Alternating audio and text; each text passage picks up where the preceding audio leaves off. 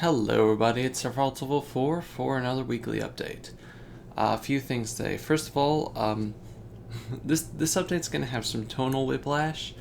I'm gonna put the sad stuff at the end, um, just so that it's, you know, people can watch if they don't wanna, you know, listen to stuff. That's fine, I understand.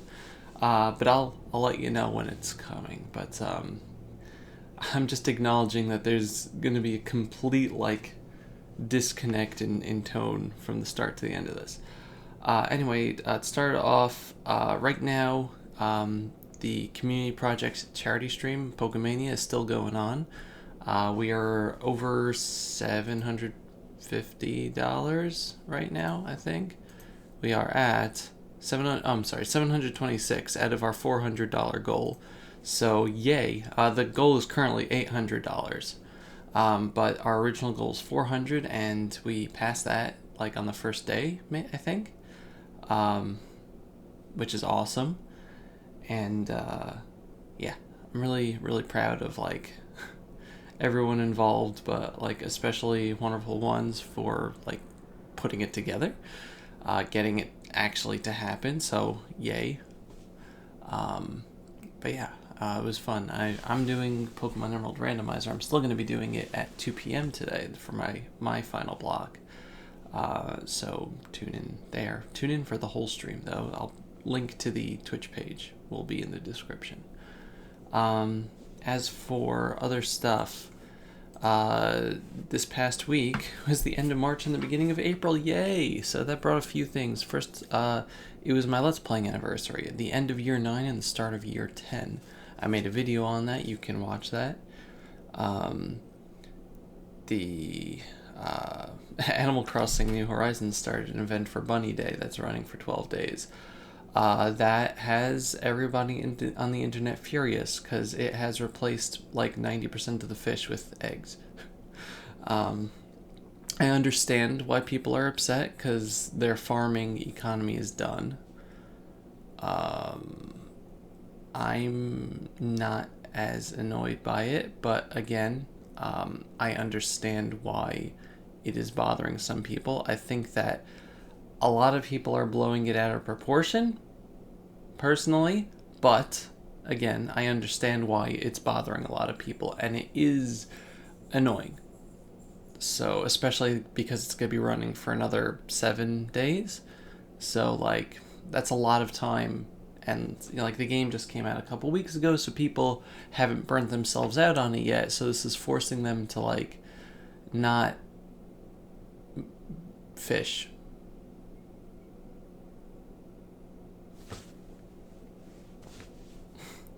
Listen, if it was something else, not Bunny Day furniture, I think people would be happier, but the Bunny Day furniture and clothing is bad in general, in my opinion. They made it different than the previous game where it was actual literal egg things. Like a chair was a hard-boiled egg cut open. It was weird. So yeah, they changed those around. But yeah, I don't like Bunny Day. I don't like the egg furniture. I'm not as upset, and I'm still kind of playing the game at my own pace. But for those people who like to play the game a lot, at once, I understand how it could be extremely frustrating to just keep fishing up eggs. But yeah. Also, a lot of people are reporting that tarantulas are harder to find, which I've noticed, at least on my island, that tarantulas haven't really shown up too much anymore, but I haven't had much luck in creating tarantula islands. So, water beetles are one problem, but I only found one water beetle. So that hasn't been a problem for me. It's mostly been mole crickets, which I just don't like. My brother told me that you can get rid of mole crickets by putting weeds down. It despawns them, apparently. But also, that despawns, it lessens tarantula risk. But if you want to just plant a whole bunch of weeds instead of digging up the entire world. That might be something, but anyway, so that's that. I started a new Let's Play, a short Let's Play, to take up the space in between now and Final Fantasy VII Remakes starting on the 20th. Hopefully on the 20th. But that Let's Play is Metroid Zero Mission for the Game Boy Advance. So we already have an episode of that up, and I'm probably going to be uploading it 5 days a week, 5 or 6 days a week, we'll see, depending on how much I can do. I'm still going to put up the Kingdom Hearts 2 VODs, but that's going to be like a morning upload for the VOD, and then in the evening it's going to be, at the normal time, it's going to be Metroid Zero Mission. I haven't finished Metroid Zero Mission's recording yet, so I don't know how long it's going to be, but I'm hoping that it's going to be less than 12 episodes, because we have 6 upload slots. We have 12 upload slots until the 20th, 12 Let's Play slots until the 20th, so it's a short game, so it'll be done before then, but I'm gonna try to batch record. That's going to be interesting because starting Wednesday night is the Jewish holiday of Passover.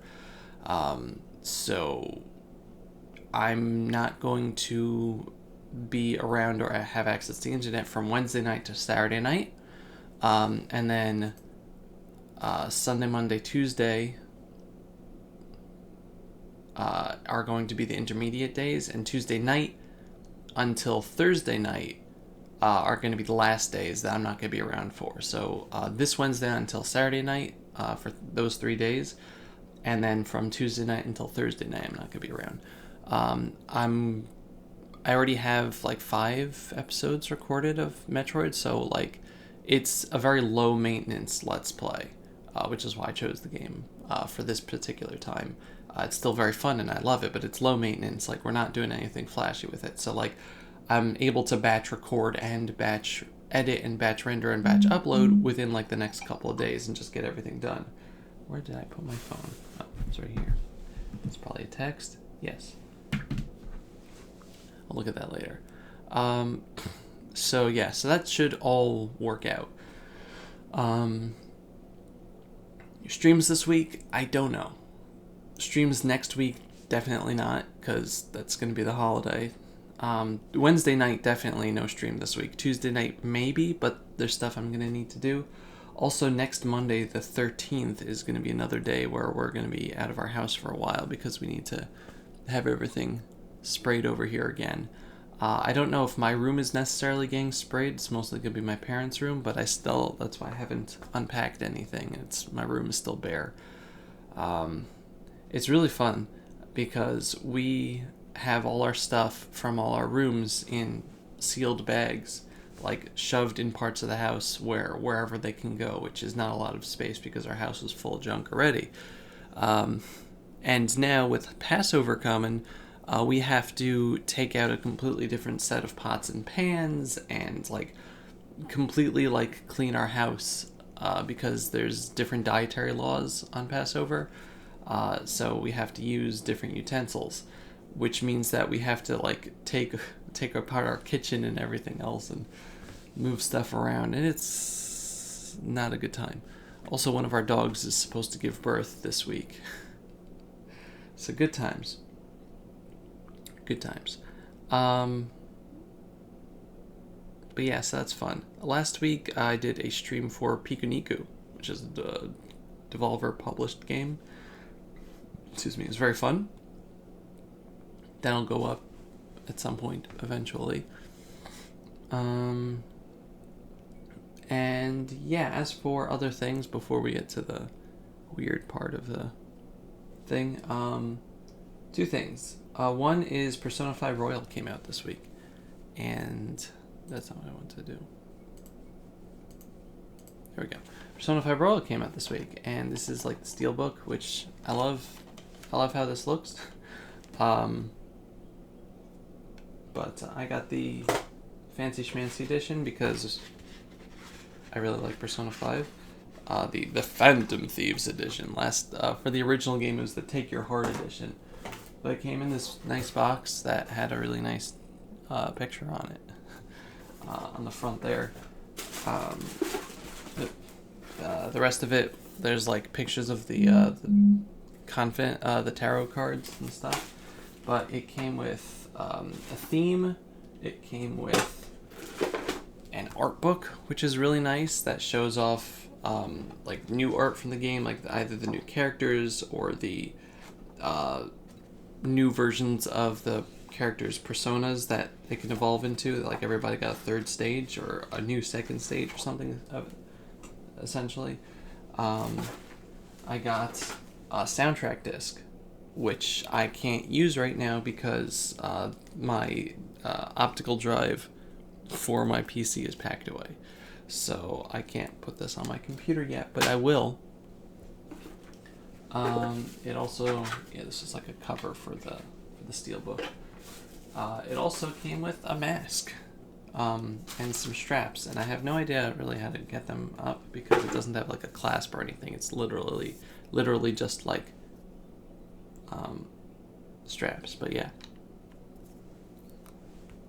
I like it. It's cool. It has like a little display stand also, but my hair isn't frizzy enough. The Joker's hair helps with the strangeness of the mask shape. But yeah, it's really cool. Also, what I got done, since it was the week of Persona 5, is I finally got my last drawing for the Persona project finished. I got it finished on time. I got it finished the day before. And it was difficult because the Joker's picture had a lot of detail on it. But I got it done. It's over. It's finished. Where is it? It was at the beginning of the week.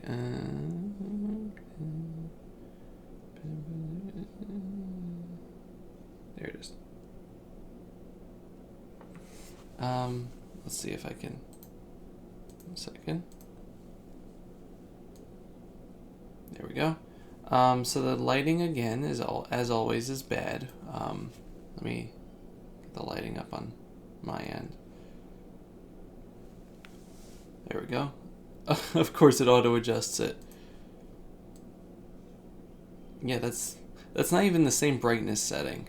Thanks camera. But yeah, there was a lot of detail like in the vest and stuff. But I got it done. And because of that, I was able to finish up my piece de resistance, the project that, the overarching project that I had been working on. That's been sticking out the corner of the video this whole time. I ordered it on a poster on Redbubble last week, and it got here yesterday, which was like the fastest Redbubble's ever done anything, which is awesome. I guess maybe they're just not getting a lot of orders, so they could have processed mine faster. But I put everybody on the poster, and it was similar to the game's box art, but not the same. Like these were all the same pictures the box art the game art used, but I did it my way. I did do it my way. I wasn't just copying the box art. It was a base. But yes, I got it on a big poster because I'm proud of it, and it came out really nicely. But anyway, here's the finished project. The finished Persona project. We got all 10 main characters. It looks nicer in real life because real life doesn't have whacked out color balance. But yeah, it's curling up on the bottom because it came rolled up. But yeah, that's that's the poster there. All the characters and everything. I could probably get this a little. Where's my focus at over here? I have no idea where the focus is now. I put it too close. Okay, I see how it is. Listen, it's a process. But yeah, so you're not going to see people's skin because, I mean, when have I ever had any good luck with this?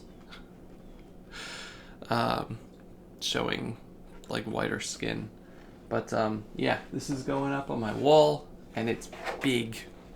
But the important thing is it came out nicely. If you want to see the digital version, it's up on Twitter. But yeah, it came out so much better than I thought.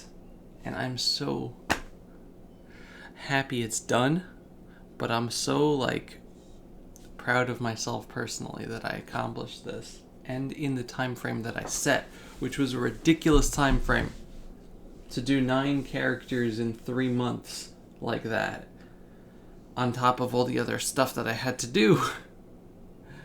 But yeah, it came out really good, and I'm happy. Now I can rest. I'm gonna put it up next to the Untitled Goose Game poster. It's gonna be my wall of inspiration now. But yeah, so that's that. That's the end of the happy stuff. So if you don't want to engage with more sad things, that's perfectly 100% fine. I appreciate you watching. Thank you very much for your support and everything. The upcoming thing, talking about stuff with the corona, but mainly death. So yeah, content warning. Give you a chance to say goodbye. Again, tonal whiplash. There was no way to transition from the everything else into this.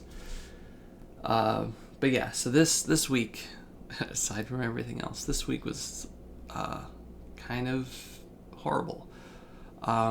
Mainly because our family lost a very dear friend to the virus. His name was Rabbi Aaron Walken. He was our community rabbi. And for those of you not like really versed in Jewish community setup, you can be a rabbi and you can be like a community rabbi. There's like being a rabbi, you just essentially take a test. You have to study for it, and it's an important test. But you could take a test and you're a rabbi. But there's also rabbis who you go to when you have questions about Jewish law or philosophy or like guidance in life matters and things. And Rabbi Walken was all of those. He had such an encyclopedic knowledge of the Torah and of Jewish thought and of the law and everything, and he used that for when people ask him questions of like, hey, how should I do this, or can I do that, or but he always made sure to add in the human element, taking into account people's personal either feelings or their mental state or things like that. Like, he really made sure not to bend the law past where it's supposed to bend, but to not just stick to the rigid cookie cutter mold of things, and to make sure that everyone was able to live within their means of observing the law of the Jewish law. And we he lived a 15-minute walk away from us, down the block that way. And he had a synagogue that he ran that was a very nice, warm and welcoming place. And when I was sick, he was the one that we went to for questions on, like, okay, so Dovi's going to be in the hospital over the Sabbath, like, what can we do? Like, because we're not supposed to use electronics or anything, and you're in the hospital, it's kind of hard to avoid. So like, he would make the determinations of like what we can and can't do, and 9 times out of 10, there's a very important law, or rule or idea in Jewish thought that like, life, preserving your life pretty much trumps everything except for like the top three, the big three sins that one has to die instead of doing, which, like are murder, idol worship, like, big things, not like turning a light on. But yeah, so when I was sick, he really impressed upon us that like doing things to make sure that you stay alive, really trumps everything. And it's something that a lot of people don't heed properly, whether it's in Jewish life or not, like making sure that the sanctity of life, essentially. You can't, it's all well and good if you observe the commandments, but you can't observe the commandments if you're dead. So he always made sure to let people know that like it's important that what you're doing is something that is livable, among other things. But he's also just a very kind, a very warm person, always a smile on his face, like never a bad word. And he became my dad's best friend. Like they would talk constantly. And my last memory of him, which kind of exemplifies his character, is this past Purim, the holiday of Purim, which was mid-March, which is also shortly before he got sick. We went to his house to deliver a present, and he was at his dining room table with a bunch of people, sitting there talking to people, saying Torah thoughts and singing and being merry, the type of stuff you do on Purim. But in front of him was a stack of blank checks and a pen, and he was sitting there waiting for any person in need to come in, ask for money, and he would write them a check and he'd give them. He's not a rich man, but he was taking the time of his holiday to sit there and give charity to whomever came in. A blank check, no questions, just here. That was him. He would help. And unfortunately, it was at the expense of his health in this case. He got sick. He caught the coronavirus, and he wasn't in the best of health to begin with. He was definitely in the risk group, and unfortunately, it got really bad really quickly, and we lost him this past Thursday. So I'm talking about this because it affected me personally, because he was a huge part of my life in helping us keep to being Orthodox religious Jews in impossible circumstances when I was sick and in going from the hospital back and forth and everything, being the one who would tell us, like, yes, you are allowed to do this, like, this is an extraordinary circumstance, you can do this, try to do this, His own son at the same time actually had a tumor in his brain that thankfully was able to be treated and removed as well. Excuse me. So like he and his family got strength from us, asking us questions like, okay, so like, Dovey went through X, Y, and Z, like, can we ask you, like, how are we supposed to do this? And it made our families very close. And every time I would see him, he would say, Dovey, I get my strength from you, Dovey. And I would say, don't do that, no. But he was always saying very nice things. And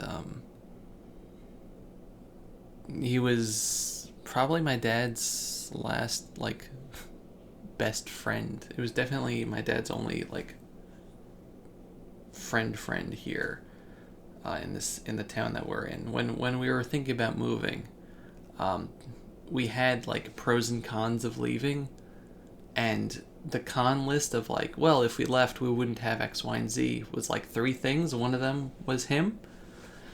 So, like he factored very much into our lives, and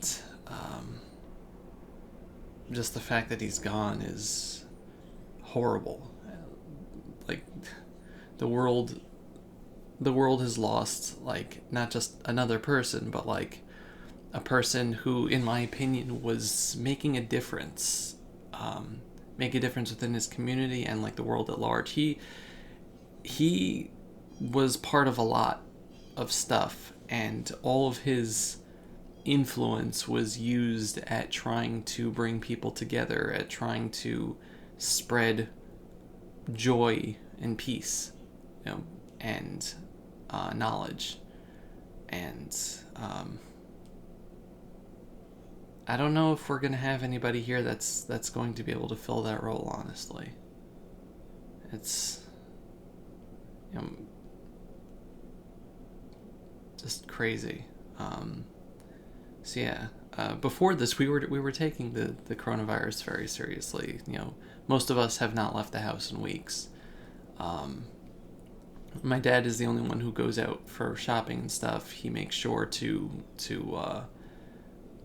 gloves and mask and washing and everything, and we don't take chances here because more than half of our family in this house are in the high risk category.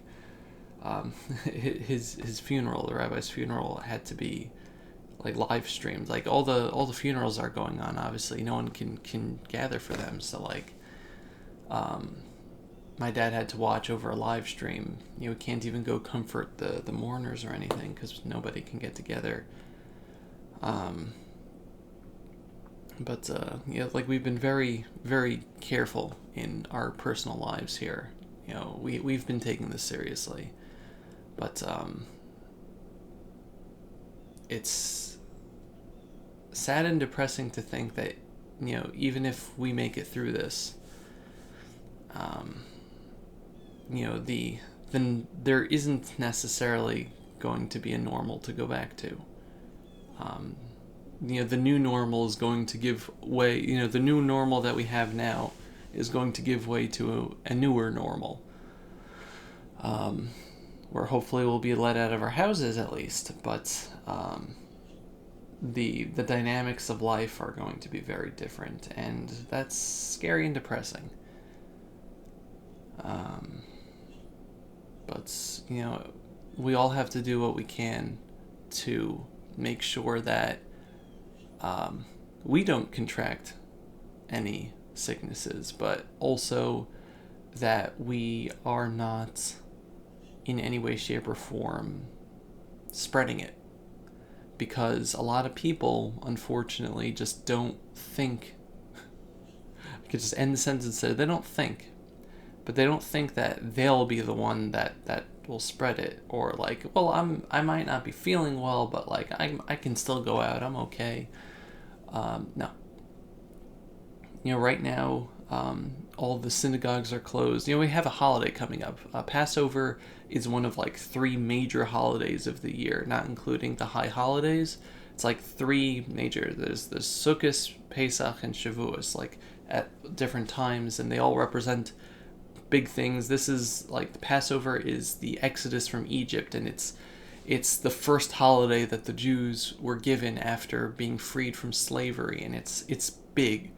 We're spending it at home. We're not going to synagogue. We're not doing any communal activities with it, because right now staying at home and preserving our health and our life is more important than all of that, which again I was talking before about preserving life being trumping everything else. And a lot of people like just don't believe that. They like, whether Jewish or not, they don't believe that life should stop in order to save other people or yourself. And that's selfish. It's not being strong or macho, it's selfish. And unfortunately, it leads to tragedies. I have no idea how or when the rabbi got sick, because we were with him on Purim, which means that we would have been sick if we were exposed to him then, so it was afterward. But people aren't careful and they spread things, and you don't know that you're spreading things because this virus spreads before you get the symptoms. So you just gotta be careful. Right now my uncle's in the hospital. He's stable, but he had to go to the hospital on Friday because he needed to go on oxygen. He had a lot of trouble breathing. He was and now that he's in the hospital, he was diagnosed with coronavirus. I heard that he's doing better, which is good, but it's scary. It's scary for the world at large, and it's even scarier when you have people that getting the virus, and there's nothing you can do about it. He doesn't live anywhere near here. It's not like we can visit him anyway, but it's a waiting game at this point. But everyone, just remember to do your part. You have to. Every day that you stay inside, driving yourself crazy with either boredom or your family or whatever, is another day that you're not potentially getting infected or infecting others. And that life-saving counts for a lot, and it will count for a lot, and I truly believe that. When this is all over, on some sort of karmic level, that's the people who weren't carriers or spreaders are heroes. They're going to be heroes. They might not be celebrated and praised in the street, but you will be a hero. And hopefully we can help avoid these tragedies and not have to cry over the people we care about, But anyway, like I said, tonal shift.